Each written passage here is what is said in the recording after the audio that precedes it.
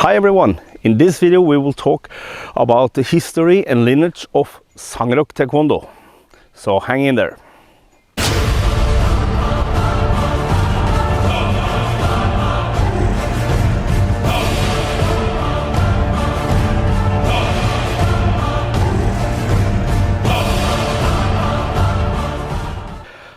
Hi, I'm Henrik. I'm fourth generation Jidokwan master and the founder of Sangrok Norway. And as I told in the intro, we will talk about the lineage and the history.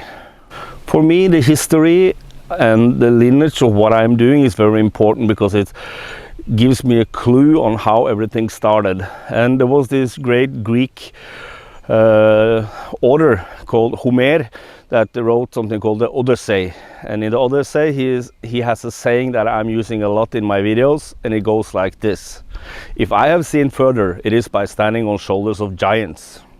And the meaning of this is, of course, that because of all the others in our seniors, they have stepped down a path that makes it possible for us to develop even further. So I will try to tell a little bit shallow about the Sangrok history. The name Sangrok is Korean and means something like evergreen, for evergreen, and that symbolizes something that is always developing and always developing in a positive way, just like the pine tree I have behind me here now. Sangrok is a part of Jidokwan because of the founder of Sangrok in Korea is Grandmaster Chang Song-dong, and Jidokwan was founded by Chang Song-sup, who was in Japan while Japan was occupying Korea, and he learned karate from Gishin Funakoshi. Gishin Funakoshi is also known as the father of modern karate and the founder of the karate style Shotokan. Gishin Funakoshi's teacher was Asato Anko, and that he learned his karate in Okinawa. And before that we had a book called Bubishi, that was a Chinese book that came to Okinawa, where they, out of this Chinese book, they learn or develop what is today called karate. The Bubishi is dated back to around 1600. So and as I told you, came from China, and the art that it was describing, called Chunfa, is actually another name for Kung Fu. In Korea, when Chun Sang-sup came back from Japan and he started his school, he teamed up with a master called Yun Byung-in. Yun Byung-in had been taught karate by Kanken Toyama, and it was Shudokan karate. He also claimed that he had been training Chun Fa or Kung Fu. So together they teamed up, and that was the start of the Jidokwan. Both Grandmaster Chun and Grandmaster Yun, they disappeared during the Korean Civil War. So after that it was one of their senior student, Lee Chung-woo, that took over as the president of Jidokwan. And Lee Chung-woo is the master of Grandmaster Chang Song-dong, that I think most of you Sangrok students know very well who is.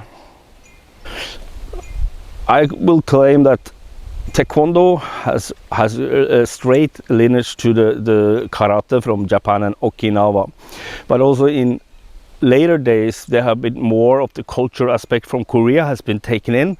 And in Korea we had this book called Moyotobo Tonji, and it was written around 1790. And that described all of the fighting arts of the military in Korea.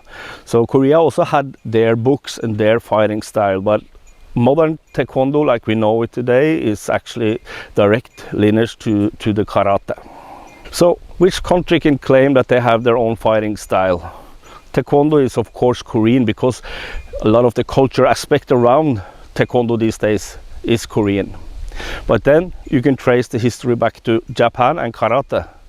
But in Japan, the karate was taken from Okinawa, and Okinawa was long time ago their own kingdom. And where did the inspiration in Okinawa come from? Yes, it came from China, Chun Fa, and the Kung Fu of China. And also there was a lot of traders there from Malaysia, Indonesia, different countries. So all of this was mixed together.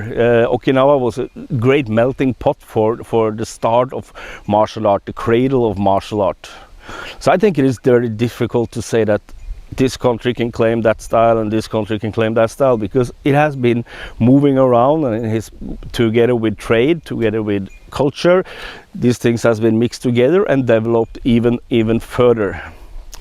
So that is a little bit about the lineage of Sangrok Taekwondo and the Sangrok as an organization that I am so very proud of.